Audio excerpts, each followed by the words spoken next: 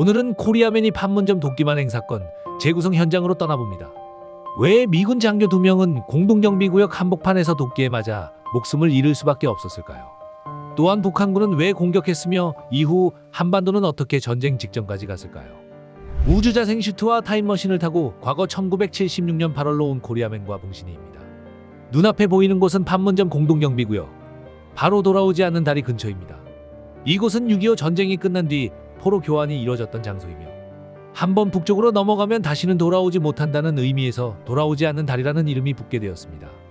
역시나 관여하면 안 되는 룰이 있기에 자생슈트 투명 버튼을 이용해 그날의 상황을 지켜보겠습니다. 첫째, 사건 발생 전 1976년 당시 판문점 공동경비구역은 지금 우리가 아는 판문점과 완전히 달랐습니다. 지금은 남북 군인이 콘크리트 군사분계선을 사이에 두고 마주보고 있지만 당시에는 말 그대로 공동경비구역이었습니다. 바닥에는 군사분계선 표식이 있었지만 남북 경비병들은 서로의 구역을 넘나들 수 있었고 가까운 거리에서 대화하거나 담배를 나누어 피우는 일도 있었습니다. 이처럼 겉으로만 보면 이상하게 평화로워 보이는 공간이었지만 사실 이곳은 세계에서 가장 위험한 회색지대였습니다.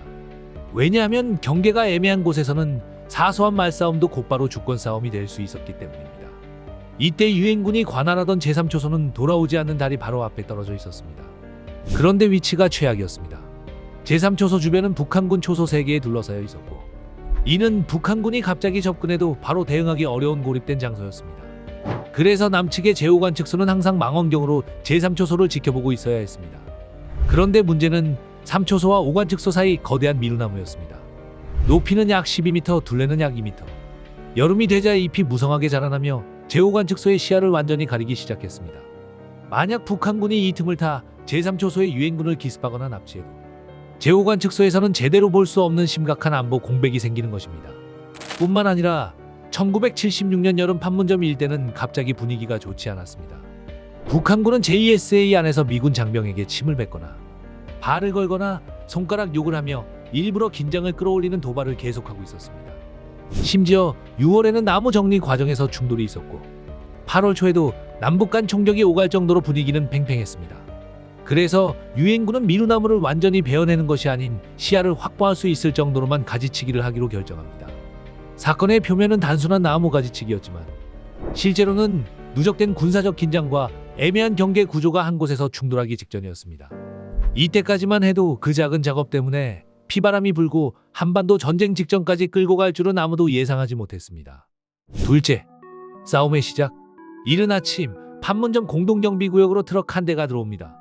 트럭에는 도끼와 톱, 작업 장비를 든 한국인 노무자들이 타고 있었습니다. 이날 작업을 지휘한 인물은 미 육군 장교 아서 보니파스 대위, 그리고 그와 함께 현장에 나온 마크 베러 중이었습니다.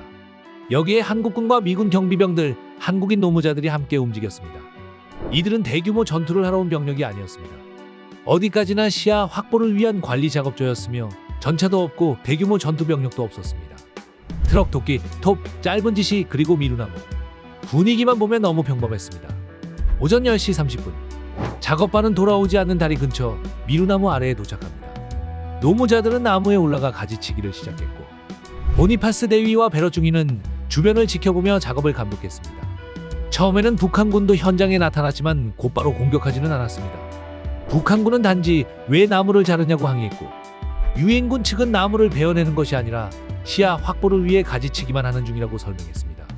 심지어 일부 기록에서는 북한군이 한국 노무자들에게 가지를 자르는 방법을 조언할 정도로 초반 분위기는 그렇게 험악하지 않았던 것으로 알려져 있습니다. 하지만 판문점의 평온은 오래가지 않았습니다. 얼마 지나지 않아 돌아오지 않는 다리 쪽에서 지프 차량이 다가옵니다. 차에서 내린 인물은 북한군 박철 중위, 당시 JSA 안에서 상습 도발로 악명이 높았던 인물이었고 미군 사이에서는 불독이라는 별명으로 불리기도 했습니다. 박철은 나무를 올려다보더니 갑자기 작업 중단을 요구합니다. 그는 이 나무가 김일성 수령이 아끼는 나무라며 절대 자를 수 없다고 주장하기 시작했습니다. 그러나 보니파스 대위는 물러서지 않았습니다. 유엔군 초소의 안전을 위한 정당한 시야 확보 작업이었고 나무를 완전히 베는 것도 아니었기에 신경 쓰지 말고 작업을 계속하라고 지시했습니다. 이때부터 현장의 공기가 바뀌기 시작합니다. 박철은 근처 초소에 연락해 병력을 더 불렀고 잠시 뒤 북한군 트럭이 도착합니다. 트럭에서 군인들이 줄줄이 내리며 현장에 있던 북한군 숫자는 순식간에 30명 이상으로 불어났습니다. 방금 전까지는 나뭇가지를 자르던 작업 현장이었지만 이제는 수적으로 밀리는 유엔군 작업조와 점점 늘어나는 북한군이 미루나무 아래에서 대치하는 상황이 되었습니다. 셋째, 오전 11시 30분 박철 중위는 작업을 멈추라고 재차 요구합니다. 하지만 보니파스 대위는 끝까지 지시를 바꾸지 않습니다. 노무자들에게 계속 작업하라고 말했고 순간 북한군의 표정이 완전히 바뀝니다. 이때 불독 박철은 손목시계를 풀어 주머니에 넣고 소매를 걷어붙였습니다. 그리고 곧이어 기습 공격이 시작되었습니다. 순식간이었습니다. 북한군은 노무자들이 놓고 간 가지치기용 도끼와 주변의 몽둥이 금속봉을 집어들고 보니파스 대위와 베러중이 유엔군 경비병들을 향해 달려들었습니다. 방금 전까지 들리던 톱질 소리와 나무까지 떨어지는 소리는 사라지고 미루나무 아래는 순식간에 비명과 고함, 둔탁한 타격음으로 뒤덮였습니다. 여기서 보니파스 대위는 기습 공격을 받고 가장 먼저 쓰러집니다. 그가 넘어지자 북한군 여러 명이 달려들었고 머리 부위에 치명상을 입은 보니파스 대위는 현장에서 숨을 거두게 됩니다. 또한 마크 베러중이는 혼란 속에서 현장 옆 낮은 지형 수로 쪽으로 몸을 피하려 했습니다. 하지만 북한군은 끝까지 그를 추격했고 베러중이는 심하게 다친 상태로 발견되었으며 급히 후송됐지만 결국 목숨을 잃었습니다. 역시나 이 과정에서 한국군과 미군 경비병들도 다소 부상을 입었습니다. 또한 이 모든 장면은 제호관측소의 카메라와 망원경을 통해 목격되고 있었습니다. 하지만 현장은 너무 가까웠고 너무 빨랐습니다. 유엔군은 대규모 전투를 하러 온 병력이 아니었고 공동경비구역의 특수한 규정 때문에 현장 대응에도 한계가 있었습니다. 무장 제한, 근접거리, 기습성, 그리고 애매한 JSA의 구조, 이 네 가지가 한꺼번에 겹치며 평범한 가지치기 작업은 순식간에 참사로 바뀌었습니다. 자, 그럼 이 사건 직후 군사력 1위 미군은 어떤 행보를 취했을까요? 넷째, 사건 직후 북한은 곧바로 자신들이 먼저 공격한 것이 아니라고 주장했습니다. 오히려 미군이 먼저 도끼를 던졌고 자신들은 정당 방위를 했다는 식의 발표를 내놓았습니다.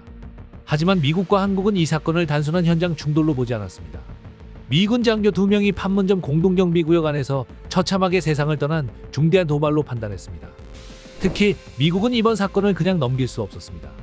게다가 베트남 전쟁이 끝난 지 얼마 지나지 않은 시기였고 전 세계 공산권 앞에서 미군 장교가 세상을 떠났는데 아무 대응도 하지 않는다면 미국의 군사적 권위는 크게 흔들릴 수 있었습니다.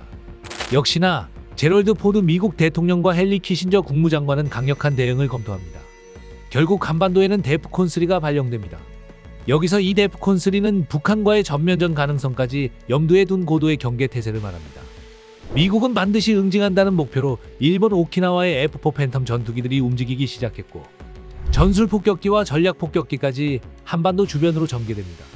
더 나아가 미 해군 제7함대의 항공모함 미드웨이호도 북한 인근 해역으로 이동합니다. 또한 해병대와 지상 병력도 준비 태세에 들어갑니다. 나무 한 그루에서 시작된 사건 때문에 육해공 모두가 투입되게 됩니다. 역시나 한국도 가만히 있지 않았습니다. 당시 사건 보고를 받은 박정희 대통령은 극도로 분노하였으며 그가 남긴 말로 유명한 표현이 있습니다. 미친 개에게는 몽둥이가 약이다. 이 말은 단순한 분노가 아니라 당시 한국군이 어떤 태도로 움직였는지를 보여주는 상징적인 문장이 되었습니다. 또한 박정희 대통령은 미국이 미적지근하게 대응할 경우 한국군이 독자적으로라도 응징하겠다는 강한 의지를 보였습니다. 반대로 북한은 잘못 판단했습니다. 북한은 미군 장교를 죽이면 미국이 베트남전 이후의 피로감 때문에 물러설 것이라고 생각했습니다. 하지만 실제로는 정반대였습니다. 미국의 폭격기와 항공모함, 한국군 특전사, 유엔군 병력이 한꺼번에 움직이자 북한도 한반도에서 실제 전쟁이 터질 수 있다는 공포에 빠지게 됩니다. 결국 북한 전역에는 긴장 태세가 내려졌고 방공호와 군사시설에는 비상 분위기가 흐릅니다. 이제 남은 문제는 하나였습니다. 그 미루나무를 어떻게 할 것인가? 미군 장교 2명이 죽은 바로 그 나무를 그냥 남겨둘 수는 없었습니다. 그렇다고 또 소규모 작업반만 보내면 같은 일이 반복될 수 있었습니다.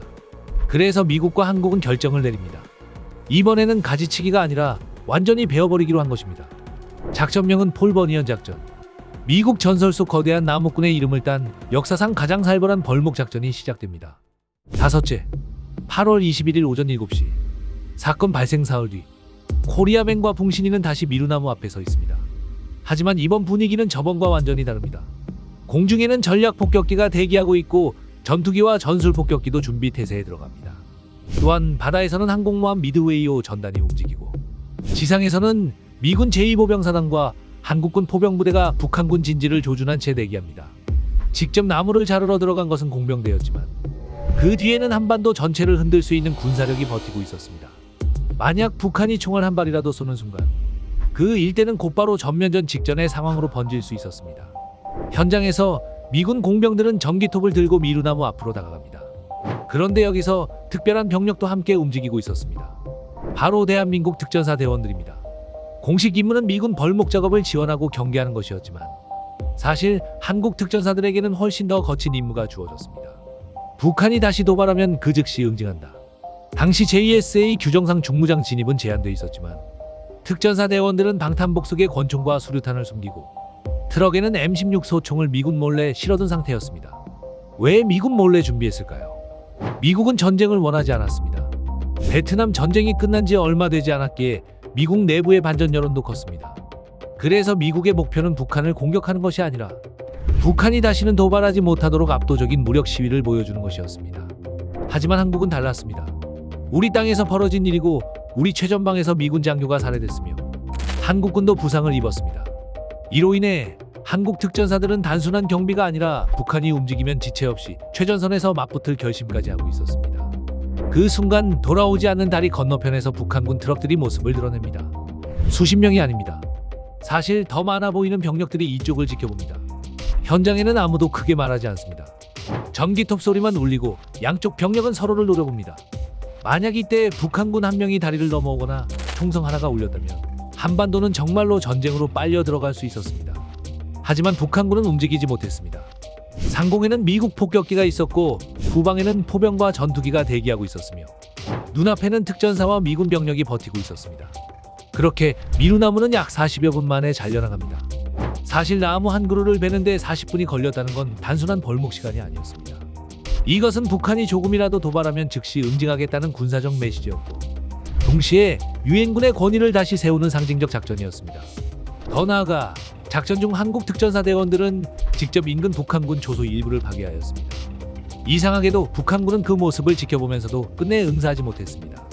그렇게 폴버년 작전 하루가 무사히 끝났습니다.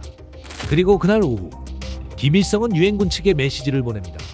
판문점 공동경비구역에서 사건이 일어난 것에 대해 유감스럽게 생각한다는 내용이었습니다. 직접적인 사과 표현은 아니었지만 북한 최고 지도자가 미국과 유엔군을 향해 유감의 뜻을 전한 것은 매우 이례적인 일이었습니다. 미국은 처음에는 이것이 충분한 사과가 아니라며 거부했지만 폴버니언 작전이 끝난 뒤 결국 상황을 마무리하기 위해 수락하게 됩니다. 하지만 이 사건의 후폭풍은 여기서 끝나지 않았습니다. 판문점 공동경비구역의 구조는 완전히 바뀌었는데 예전처럼 남북 군인이 뒤섞여 오가던 공동경비 방식은 끝났습니다. JSA 안에는 폭 약 50cm, 높이 약 5cm의 콘크리트 경계선이 놓이게 됩니다. 너무 낮고 좁은 선이지만 그 선은 남북 군인이 함부로 넘을 수 없는 현재까지도 이어진 벽이 되었습니다. 유엔군 구역 안에 있던 북한군 초소들은 철거되거나 북측으로 옮겨졌고 상대 구역으로 자유롭게 넘어가는 것도 금지됐습니다. 또한 돌아오지 않는 다리는 폐쇄되었고 북한은 이후 자신들만 사용할 수 있는 우회다리, 이른바 72시간 다리를 따로 만들게 됩니다. 이처럼 사건 당일 세상을 떠난 것은 보니파스 대위와 베럿 중위만이 아니었습니다. 판문점의 진짜 공동경비라는 개념도 함께 끝났습니다. 더 나아가 유엔군은 전사 나서 보니파스 대위를 기리기 위해 판문점 남쪽의 미군 기지 이름을 캠프 보니파스로 바꾸었습니다.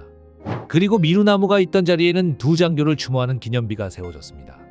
미루나무의 일부는 안보 견학관에 전시되었으며 지금도 판문점을 찾는 사람들은 버스 안에서 그 추모비를 바라보게 됩니다. 나무 한 그루. 처음에는 그저 시야를 가리는 나무였습니다.